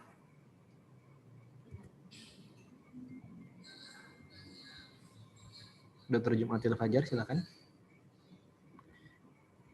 Jika belum bergabung, Dr. Jevo silakan Dr. Jevo jika mau bertanya. Dr. Jevo juga tidak, belum unmute.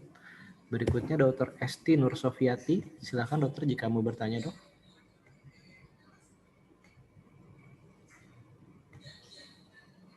Dr. Esti Nur Sofiati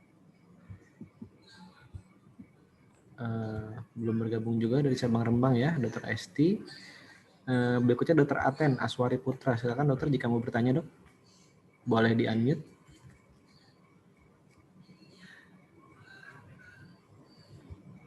Dr. Aten Aswari Putra, silakan dokter. Jika masih belum bergabung, belum unmute, saya bacakan dari chat lagi Dr. Asturi, permisi. Jika teman sejawat yang terpapar COVID positif, itu misalkan dia menolak untuk di-input datanya dok. Jadi tidak mau mungkin datanya dimasukkan ke SIMIDI, itu dari kita bagaimana ya dok? Untuk ininya, untuk tindakan yang perlu kita lakukan.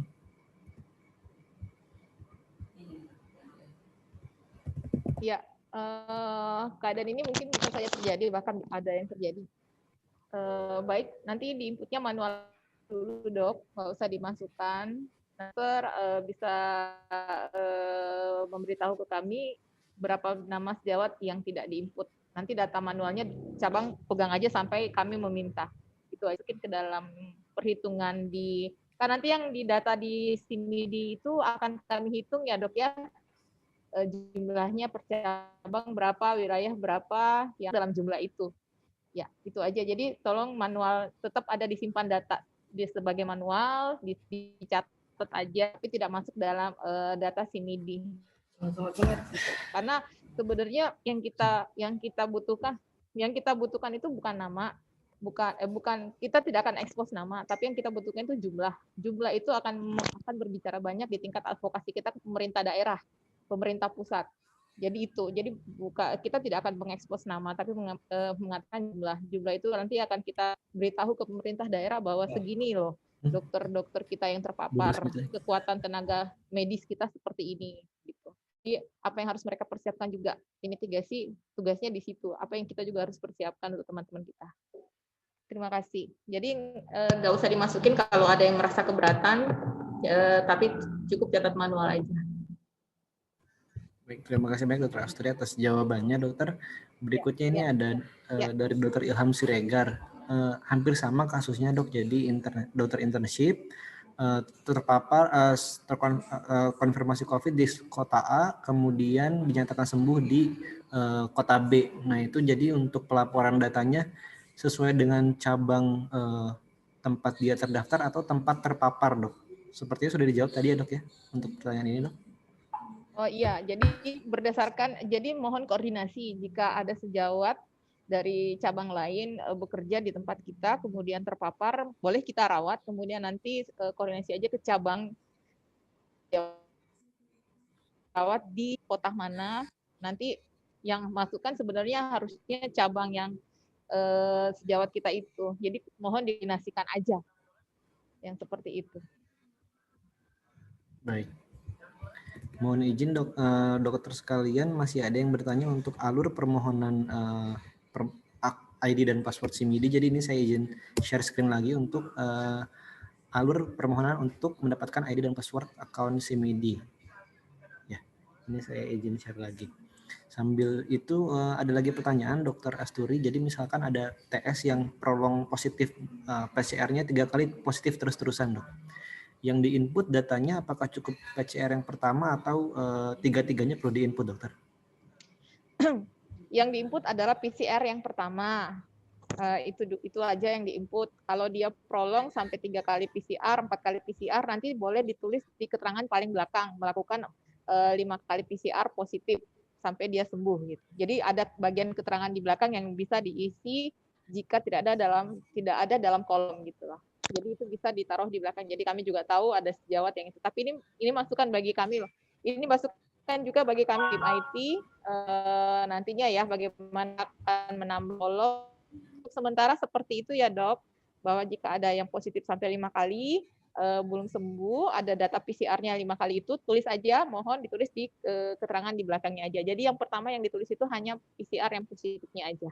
Itu. Baik, terima kasih banyak Dr. Asturi. Berikutnya Dok, ini ada pertanyaan yang sebetulnya dari minggu lalu ya Dok, udah ditanyakan.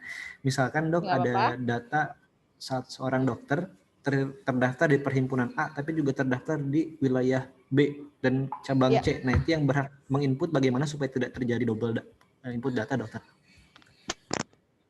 Iya, ini pertanyaan dari sejawat lalu, waktu pelatihan perhimpunan dan wilayah. Dari yang bertanya dari perhimpunan saat itu ya. Oke. Dokter Riswanda, kita nggak bisa double entry ya kalau berdasarkan NPA ya? Tidak bisa, Dokter. Bisa ya double entry? Tidak bisa, Dokter. Oh, tidak bisa. Jadi NPA kita satu entry. Jadi kalau dia tidak memasukkan NPA-nya, cuma nama aja, itu bisa double entry ya? Untuk saat ini bisa, Dokter. Ya, baik. Gini aja. Kalau dia memasukkan dengan NPA itu tidak bisa double entry, jadi hanya ada boleh satu. Tapi kami sedang memikirkan bagaimana sistemnya jika cabang memasukkan seorang sejawat spesialis THT, tapi di cabang Bekasi, cabang Bekasi yang memasukkan data itu di SIM-ID ini. Kami lagi memikirkan bagaimana sehingga data tersebut terhubung dengan spesialisnya, data perhimpunan THT, gitu maksud saya. Jadi perhimpunan THT tidak perlu memasukkan data lagi, gitu. Kami lagi memikirkan itu. Untuk sementara di-input aja, meskipun wilayah, meskipun cabang input, wilayah perhimpunan input, dia nanti kalau ada double entry berarti udah ada yang pernah input. Kalau ada dua yang masuk, nanti kami yang akan menyaring hal tersebut. Itu aja. Dokter Iswanda ada tambahan nggak? Ya, untuk nanti data-data yang masuk, bila ada double entry, kita yang akan mengklinik, Dokter. Dari tim IT juga akan membantu mengklinik data. Ya, itu ya jawaban kami. Jadi kalau ada yang masukkan yang mana yang akan dipakai, dan tapi data satu nama itu bisa masuk di perhimpunannya, bisa masuk juga ke cabangnya. Terima kasih banyak. Ya, silakan. Dokter Raden Ivan dari Sukabumi, ya. Silakan Dok. Oh, tidak kepencet mungkin ya. Ya baik. Itu pertanyaan yang cukup banyak ditanyakan Dok. Jadi sudah ada jawabannya ya Dok dari Dokter Asturi, bahwa nanti dari tim IT sendiri nanti akan yang pertama tidak akan terjadi double data karena jika sudah masuk NPA-ID-nya, tapi jika pun terjadi double data nanti akan disortir untuk datanya supaya tetap jadi satu walaupun ada dua data yang masuk ya Dok ya. Kemudian Dok ada pertanyaan lagi. Ya, benar. Ya, betul. Ada pertanyaan lagi. Mungkin ini usul ya Dok ya dari Dokter Emi Damayanti. Jika ternyata di SIM-ID kita bisa melihat data teman sejawat dari kabupaten atau kota lain. Usul bagaimana jika data tersebut di-log supaya yang kita bisa lihat hanya dari cabang atau wilayah kita sendiri saja, Dokter. Sepertinya itu juga minggu lalu sudah sempat dibahas ya dok. Mungkin bisa diulang lagi jawabannya dok. Baik, ini sangat penting karena ini menyangkut kesehatan. Jadi seperti yang pernah nanti Dokter Iswanda tambahin ya, cabang hanya bisa membuka cabangnya aja. Perhimpunan hanya bisa membuka terkait dengan perhimpunannya, yang terkait dengan THT-nya aja, yang terkait dengan bedahnya aja, yang terkait dengan sarafnya aja. Jadi tidak bisa membuka perhimpunan lain. Demikian pula wilayah, tapi wilayah bisa membuka wilayahnya. Jadi kalau umpamanya wilayah Jakarta ada 5 cabangnya, ID wilayahnya bisa membuka ke 5 cabang itu. Jadi dia bisa melihat masing-masing dari cabang itu. Itu wilayah lain. Wilayah DKI Jakarta atau tetangganya, wilayah Banten atau wilayah Jawa Barat, dia nggak bisa buka itu. Itu jadi kerahasiaannya menjang seperti itu.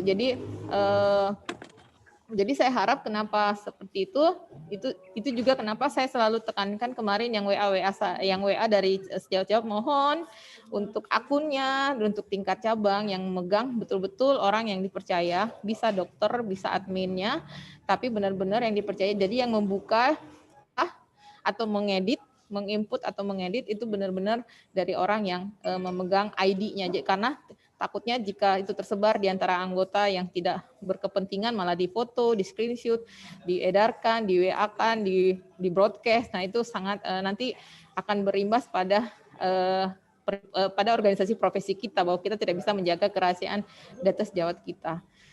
Dr. Iswanda ada tambahan dok terkait ini? Baik. Jadi ini sekarang kita sedang dalam proses membuat leveling di akun-akun tersebut, sehingga nanti cabang hanya bisa melihat cabang dan tidak bisa menghapus data, hanya bisa mengedit. Lalu di wilayah bisa menghapus dan hanya melihat wilayahnya. Begitu juga dengan perhimpunan. Kira-kira begitu dok. Ini masih on proses kita kerjakan. Baik, terima kasih dok. Tapi yang pasti kalau sekarang udah nggak bisa ya melihat ngintip-ngintip cabang ya dok ya. Nah, untuk saat ini Dokter masih ada, Iswanda. masih bisa dokter. Ini kita Masih ada. sedang Baik, kita sedang on the way membatasi itu dokter. Lagi on proses. Tim kami mengupdate data MIDI ini di minggu pertama Desember. Kita akan mulai menghitung berapa yang masuk, kita akan mulai menghitung berapa ID cabang yang berpartisipasi, dan kita akan melihat kembali apakah kita memerlukan. Halo? Iya dokter, silakan, masih terdengar dok. Masuk ya? Masih terdengar. Apakah kita masih terdengar? Apakah nanti menjadi masukan, apakah kita juga akan menambahkan data yang lain atau tabel yang lain sesuai dengan kebutuhan di lapangan nantinya? Itu. Terima kasih Dr. Farhan. Terima kasih Dr. Asturi atas jawabannya dan usul yang sangat baik juga dari Dr. Emi. Terima kasih dokter. Masih kami proses dok untuk hal tersebut bisa diwujudkan ya, memang supaya kerahasiaan atau privasi data tiap cabang terjamin ya dok ya, supaya tidak tersebar kemana-mana. Baik, berikutnya ini masih ada beberapa pertanyaan mengenai teknis ya dok, ID dan passcode yang tidak sesuai, masih mungkin salah. Bisa jadi memang kesalahan di pengiriman emailnya, nanti mungkin akan kami kirim ulang dokter, dan dokter bisa dari cabang Langkat ini dokter salah satunya bisa kirim email ulang untuk kami cek kembali untuk alamat email dan passwordnya, untuk ID dan passwordnya maaf. Kemudian untuk cabang-cabang yang sudah mengirimkan surat namun belum dibalas, bisa jadi karena memang waktunya terlalu mepet dengan webinar ini, sehingga kami dari tim administrasinya tidak sempat untuk membalas ID dan passwordnya. Jadi setelah acara ini akan kami proses untuk ID dan passwordnya, dan akan dikirimkan ke email masing-masing sesuai dengan email yang sudah masuk ke inbox kami. Baik, ada lagi, ini sebetulnya sama ya pertanyaannya dari Dr. Indah Pitarti tadi dijawab. Untuk sejawat yang intensif di cabang lain tapi ber-KTP di wilayah lain dan isolasi di cabang tersebut. Jawaban tadi dari Dr. Asturi adalah disesuaikan dengan cabang tempat dia terdaftar, namun tetap perlu koordinasi dokter antara cabang dokter dengan cabang tempat dokternya intensif tersebut terdaftar dokter. Begitu. Ini ada satu lagi dokter yang saya tambahkan lagi satu yang untuk iya, silakan dok. Dokter Farhan. Iya dok, silakan. Dokter Farhan saya tambah ya. Silakan. Untuk yang internship tolong di bagian bagian keterangan nanti ditulis internship ya. Jadi kita bisa membedakan yang non internship dengan internship. Jadi yang internship diberikan keterangan internship karena mereka kan STR-nya juga STR internship. Jadi kita bisa menghitung juga internship. Ditambahkan di kolom di bagian Baik, paling itu bawah aja. berarti dok ya? Ya. Di bagian paling bawah keterangan ditambahkan bahwa dokter Di internship ya kolom dok? paling bawah. Baik. Ya. Dokter, kemudian ada Dokter Ade Cahyani, raise hand. Silahkan Dokter Ade Cahyani jika mau bertanya lagi dok, boleh di-unmute. Oh ya, terima kasih dok. Izin dok, saya ada satu kesulitan kalau pas ada rumah sakit direkturnya yang menyampaikan bahwa yang bersangkutan dokter yang TS kita yang terpapar itu tidak mau direkod datanya, dilaporkan. Itu bagaimana dok? Iya, nggak apa-apa. Baik, saya langsung jawab. Ya nggak apa-apa dok. Nanti kan yang direcord itu yang ada di tilah.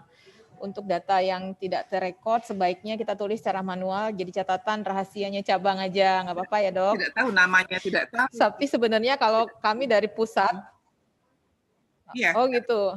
Ya udah kalau memang tidak tahu nama, ya berarti memang nggak bisa direkod dok. Tapi kan ada beberapa juga yang kita udah tahu teman sejawat kita itu positif, tapi dia nggak mau ditulis juga masuk dalam rekod, padahal nama sebenarnya tidak kami sebut sih sebenarnya. Kami kan memerlukan jumlah dok. Kami memerlukan sebenarnya jumlah yang benar-benar terpapar. Oh berarti seperti itu izin dok, boleh kami tulis anonim gitu aja, tapi tanggal periksanya, tanggal hasilnya apa kami tidak tahu jadinya. Iya dok, berarti itu memang datanya nggak valid berarti dok nantinya sudah namanya anonim gitu ya dok. Nanti nggak usah dok. Oh, nggak usah, ya? Dokter tahu namanya. Ya Tidak kecuali pernah. kalau kita tahu nama sejawat tersebut nggak pernah ya. Ya udah kalau yang kayak begitu memang datanya nggak valid jadinya dok. Iya dok. Oke. Kami tidak masukkan datanya jadinya. Iya. Iya dok. Tanya dok. Silakan dokter. Kalau yang masih esket dok gimana? Masuk enggak di data? Maksudnya belum dokter sih, masih sarjana. Dokter muda. Bagaimana dokter Asturi? Silakan dok. Internship ya? Bukan, masih dokter, masih koas. Jadi belum sampai koas, dia sudah wisuda dokter muda gitu. Di wilayah kami ada isolasi juga. Itu masuk di data nggak itu? Iya, itu menjadi dilema juga. Ya, internship juga menjadi dilema. Ya, internship juga menjadi dilema dok sebenarnya karena itu kan masih dalam tanggung jawab kependidikan. Tapi beberapa cabang menganggap itu sebagai berdasarkan muktamar yang lalu itu masuk anggota ini dok. Mohon izin. Ini lagi nge-WA Bu Anis. Jadi intensif itu adalah lihat kalau yang esket itu tapi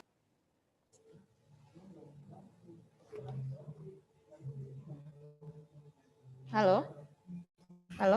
Silakan dokter. Ya, dok. Sebentar. Dokter Asturi. Ya.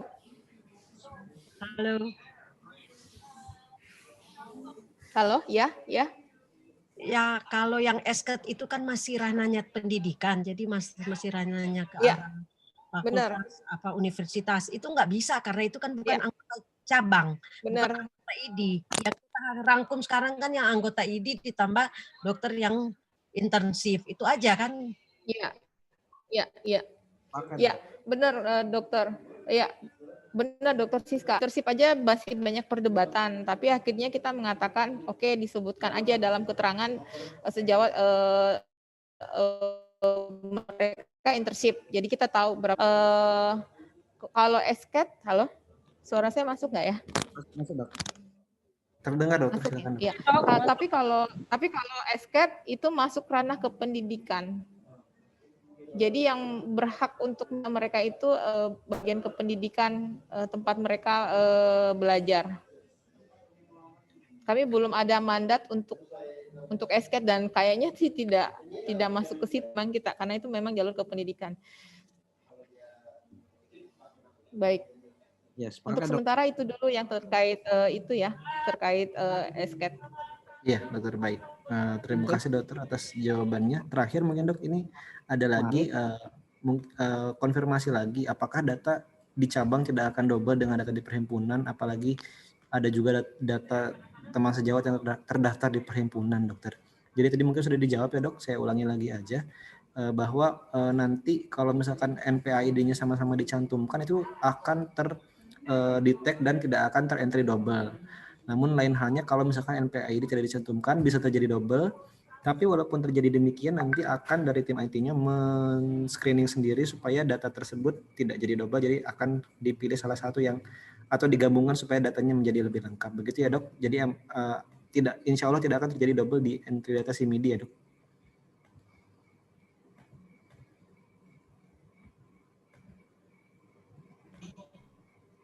Benar begitu Dr. Asturi? Ya, betul, Dr. Fan. Ya, baik. Oke.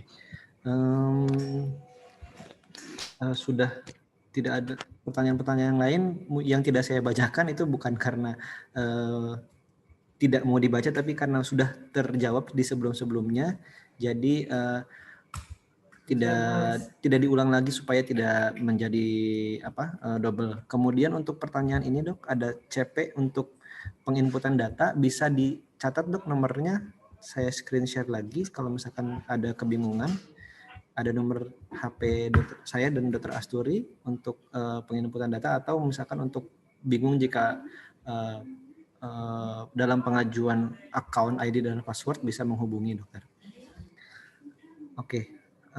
Terakhir dok, ada lagi terakhir dari Dr. Sures cabang Langkat, kalau kabupaten belum mempunyai rumah sakit rujukan COVID sehingga kasus COVID dirujuk ke rumah sakit provinsi, sedangkan kita di ID cabang tidak mempunyai akses untuk mendapatkan informasi dari RS provinsi tersebut. Bagaimana untuk memperoleh datanya dok? Terakhir dokter dari Dr. Sures, silakan Dr. Asturi. Ya, tadi yang saya katakan tadi, data yang kita minta itu bukan terkait rekam medis, bukan terkait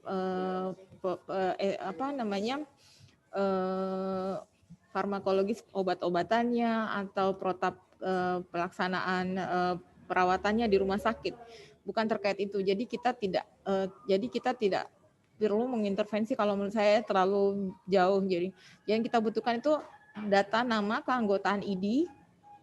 Keanggotaan itu berupa NPA, tanggal lahir, kemudian data dia dirawat di mana gitu. Kalau umpamanya dia isolasi rumah sakit mana? Kalau dirawat di rumah sakit mana? Kalau umpamanya di ICU mana? Jadi disebutkan nama rumah sakitnya, kemudian ada PCR-nya, tanggal berapa.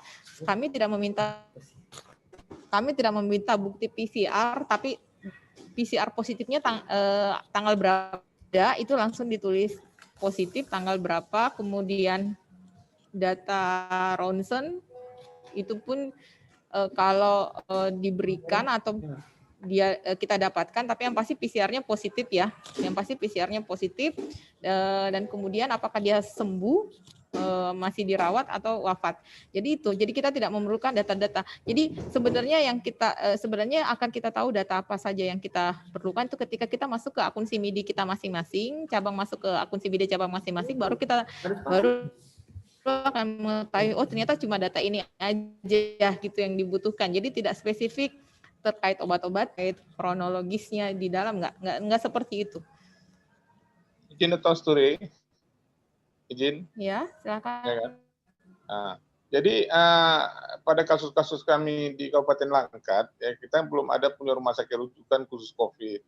Jadi kasus-kasus itu banyak, sejauh kita nggak tahu dia kondisi sakit, yang tiba-tiba mereka itu yang bisa nggak masuk dinas atau apa semua gitu kan.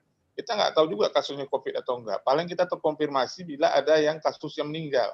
Barulah beritanya bisa sampai ke kita.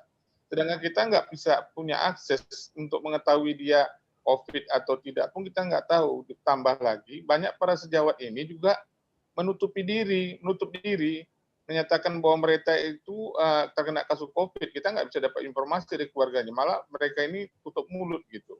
Jadi kita nggak tahu, sama sekali kita nggak tahu. Kita tahunya itu nanti bila ada yang meninggal. Sudah meninggal baru dapat kabar bahwa mungkin beliau itu karena mengikuti prosedur penguburan COVID. Itu pun kejadian di provinsi. Jadi kabupaten sulit sekali untuk mendetek karena kabupaten luas. Kita nggak bisa monitoring semua anggota kita itu nggak masuk itu karena apa. Gitu. Nah, jadi macam mana kita bisa tahu? Mungkin aja mereka udah opname bahkan sudah sembuh, udah keluar dan kita nggak dapat beritanya itu. Nah, mohon petunjuknya.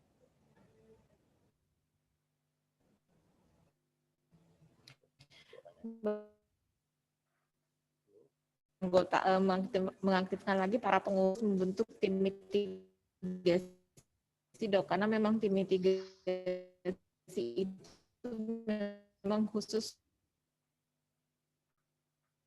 terkait tenaga kesehatan. Tapi kalau mitigasi memang terkait keperluan tenaga kesehatan dokter sendiri. Jadi mungkin diaktifkan lagi, Dok. Kalau saran saya mitigasi dan kemudian membentuk tim, dari tim itu nanti akan bergerak, Dok. Karena memang kenapa kita membentuk akun SIMIDI ini karena kami tidak mau juga data-data sejawat itu baru sampai di tangan kami ketika mereka sudah wafat gitu loh, Dok. Jadi kita tidak ada sama sekali tindakan gitu. Jadi kita inginkan kita tahu dari mulai dia masuk, bahkan ketika dia mulai positif, bahkan dia masuk dia butuh obat, dia butuh plasma konvalesen atau dia butuh obat-obat yang hanya bisa disuplai dari ibu kota provinsi, atau dia tahu dari situ. Nah, kita mengaktifkan semua jejaring yang kita punya di tingkat pusat sampai di tingkat daerah.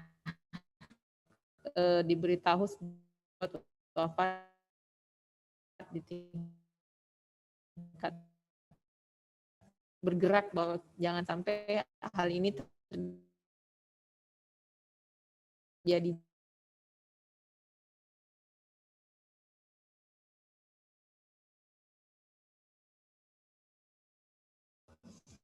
Pelan-pelan aja melakukan kajian, mungkin kalau sudah merasa ada manfaatnya, mungkin akan mulai terjadi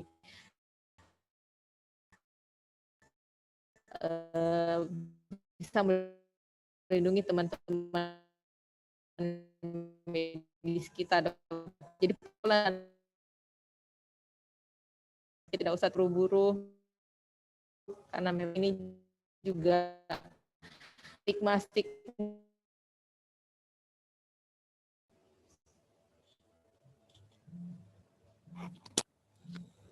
Kedengaran? Tadi kedengaran nggak, Dokter? Aduh, mohon maaf, saya nggak perhatiin mute-nya.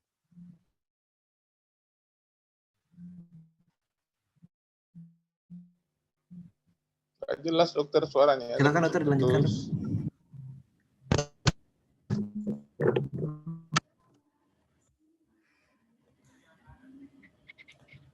Dr. Asturi, silakan dilanjutkan, Dok.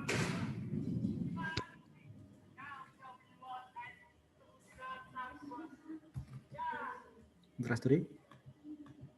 Jadi Dokter intinya, ya, tadi sampai di mana ya, Dokter Farhan? Sampai ini, Dok, mengenai mau tidaknya datanya dimasukkan tadi, Dok. KBI-nya istri atau istri?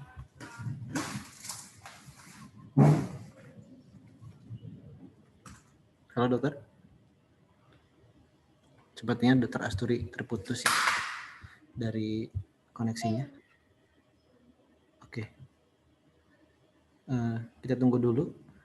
Selagi menunggu Dr. Asturi masuk lagi, mengingatkan kembali ini untuk alur permohonan account ID dan password sudah saya share di share screen. Kemudian untuk suratnya juga tadi sudah saya share. Silakan jika untuk cabang-cabang yang belum mendapatkan ID dan password boleh untuk mengirimkan emailnya, akan kami proses setelah acara ini selesai. Dan jika masih ada pertanyaan untuk terkait penginputan datanya juga boleh menghubungi kontak person yang tersedia. Seperti itu, Dokter. Oke. Baik. Bertanya, Dok? Ya, silakan, Dokter. Mohon maaf, saya Dr. Gifran dari Kabupaten Sukabumi. Iya, Dok. Izin bertanya, ini mungkin saya sudah pernah ditanyakan sebelumnya, cuman ini saya baru ikut yang sekarang. apakah nanti datanya itu setelah diinput di tim mitigasi PBID itu akan di-upload atau di press release-kan itu per berapa termnya, per minggu kah apa per bulan kah?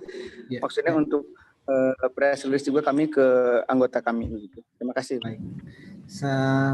Saya bantu jawab dokter ya, Dokter Girvan. Jadi untuk data yang dimasukkan, yang kami rilis ke media hanya untuk data dokter yang meninggal saja dokter. Seperti yang selama ini kami rilis, misalkan terakhir 10 November ada 159 dokter yang meninggal, hanya itu saja yang kami masukkan, dan itu pun hanya kami cantumkan beberapa data, misal untuk spesialisasinya dari mana, umurnya berapa, tanpa menyebutkan nama satupun.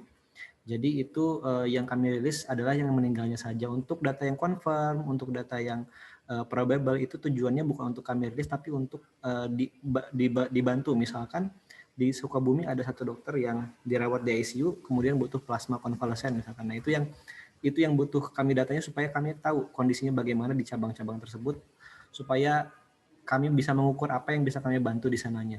Untuk press release-nya tidak akan dirilis dok. Sejauh yang saya tahu, itu tidak merilis data yang confirm berapa. Hanya data yang dokter meninggal saja dok. Untuk memperlihatkan bahwa rasio dokter yang meninggal terhadap rakyat Indonesia, kebutuhan dokternya itu memang di Indonesia termasuk yang paling tinggi ya dok, rasionya ya dok. Bukan secara jumlah tapi secara rasionya yang paling tinggi. Jadi itu dok. Untuk rilis datanya yang dokter meninggal, kita bisa rilis biasa 5-7 hari sekali dokter. Namun beragam tergantung dari jumlah dokter yang meninggal. Alhamdulillah dari 10 November kemarin sampai saat ini tidak banyak dok, jadi tidak kami rilis dalam waktu seminggu ini tidak ada, tapi ya kita harap tetap seperti itu ya dok ya, supaya tidak bertambah terus angkanya, dan ya kami tidak terlalu sering rilis untuk data kematian dokter dok. Seperti itu harapannya, seperti itu dokter Girvan. Terima kasih sudah jelas. Ya, sama-sama. Dari dokter Asturi ini kebetulan ada masalah, ada trouble, tidak bisa join kembali. Adapun karena waktu sudah menunjukkan pukul 4, jadi mungkin akan kami akhiri sampai di sini pertemuannya. Jika masih ada pertanyaan, dokter sekalian boleh hubungi kontak person yang tersedia, akan kami balas secepat mungkin yang kami bisa untuk membantu proses kelancaran dokter sekalian dalam mengisi SIM-ID ini. Demikian untuk akses YouTube nanti akan kami upload videonya di YouTube kami, tadi sudah kami kirimkan linknya. Untuk email juga sudah kami tuliskan di sini dengan kontak personnya. Jadi kami harap dokter sekalian tidak kebingungan lagi untuk mengkontak kami supaya memudahkan dalam SIM-ID ini dokter. Terima kasih dokter sekalian atas perhatiannya. Semoga apa yang kita lakukan ini bermanfaat dan bisa menjadikan suatu jembatan bagi kita untuk bisa berkomunikasi dengan baik dalam rangka mitigasi dokter di era pandemi ini. Atas perhatian dokter sekalian, juga atas waktunya kami ucapkan terima kasih. Saya tutup dokter. Assalamualaikum warahmatullahi wabarakatuh. Waalaikumsalam warahmatullahi wabarakatuh.